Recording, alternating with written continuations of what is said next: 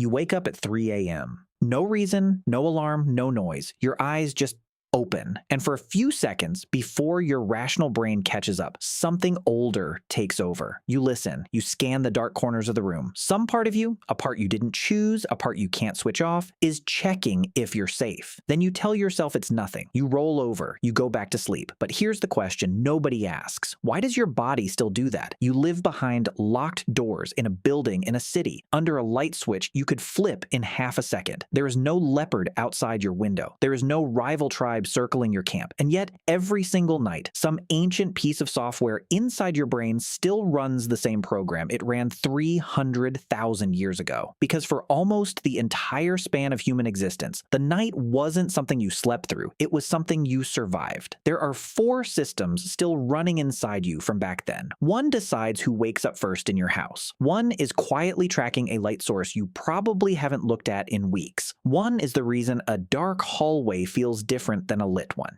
even when nothing has changed. And one decided long before you were born whether you're the type of person who freezes at a strange noise or the type who gets up to check. By the end of this, you're going to know which ones are running in you. Let's switch them on one at a time. Picture it. No walls, no locks, no fence, just a camp, a dying fire, and the dark pressing in from every direction, full of things that can see better at night than you can. How does anyone in that situation dare to close their eyes? Anthropologist David Samson wanted a real answer, not a guess. So he did something nobody had really done before. He strapped motion-tracking sleep sensors onto dozens of adults in the Hadza, one of the last hunter-gatherer groups on Earth in northern Tanzania, and just watched what their bodies did across full nights, night after night. What he found was almost eerie. At nearly every single moment across the night, at least one person in the group was awake. Not standing guard on purpose, not taking a scheduled shift. Nobody called a meeting and assigned turns. It just happened, naturally, biologically, baked into the group without anyone organizing it. Older adults tended to fall asleep earlier and wake earlier. Younger adults drifted off later and woke later. Their internal clocks were staggered, like gears offset just enough that they never all disengaged at once. Samson called it the poor sleeper hypothesis. The idea that variation in human sleep timing isn't a flaw to be fixed. It's a feature, a rotating night watch nobody has to consciously organize because evolution already organized it generations ago. Now sit with that for a second. Somewhere in human genetics, there may be a trait that exists specifically because groups with staggered sleepers survived the night, and groups where everyone slept deeply at the same time simply didn't. That light sleeper in your family, the one who wakes at every creak in the house, the insomniac who can't figure out why their brain won't shut off at 2 a.m. That might not be a disorder. That might be an ancient assignment nobody remembered giving them. But staggered sleep only explains who was awake. It doesn't explain when, and it turns out that part wasn't random either.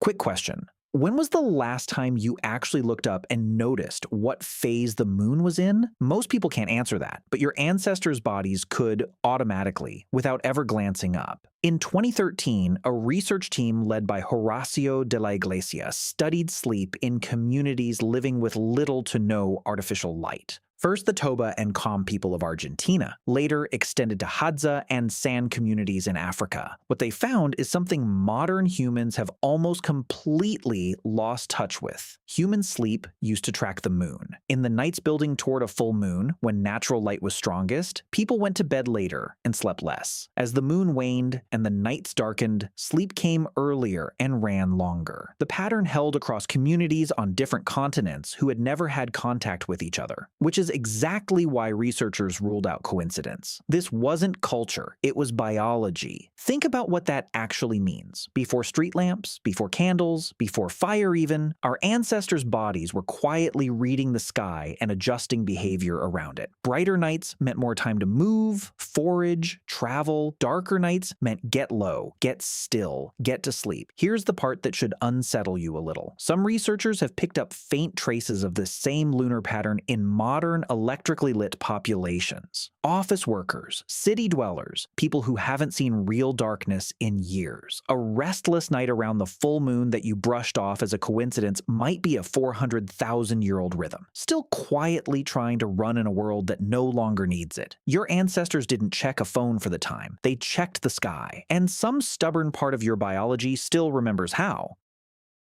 Staggered sleep explains the mechanics. Moonlight explains the timing. Neither one explains the feeling. Go on. Think about the last time you were the only one awake in a quiet house at night. Did the silence feel empty, or did it feel like it was listening back? That feeling has a name, and it's older than language. Researchers studying fear and the brain have long pointed to the amygdala, the structure responsible for triggering fear responses, as unusually reactive to ambiguous signals in low light. In the dark, your eyes can't gather enough detail to confirm you're safe, so your brain does something remarkable. It fills the gap with threat rather than leaving it blank. That's not a malfunction. Run the math the way evolution ran it. A human who heard a rustle in the bush and assumed predator lost almost nothing if they were wrong. A little sleep, a jolt of adrenaline. A human who assumed just the wind and was wrong lost everything, permanently. Across hundreds of thousands of years, evolution doesn't reward being right. It rewards being alive. So we became a species built to treat the dark as guilty until proven innocent. This is very likely part of why sleep paralysis, waking up unable to move, often with the distinct sense that something is in the room with you, shows up in the folklore of nearly every culture on Earth, from the old hag of European tradition to Kanashibari in Japan. It tends to trigger such intense fear precisely because it hijacks this exact ancient alarm system, the one built to detect danger in the dark at the exact moment your body hasn't caught up enough to let you move. Your fear of the dark was never irrational. It's inherited. It's ancient code still executing in a modern operating system that no longer needs it, but runs it anyway, every night, whether you want it to or not.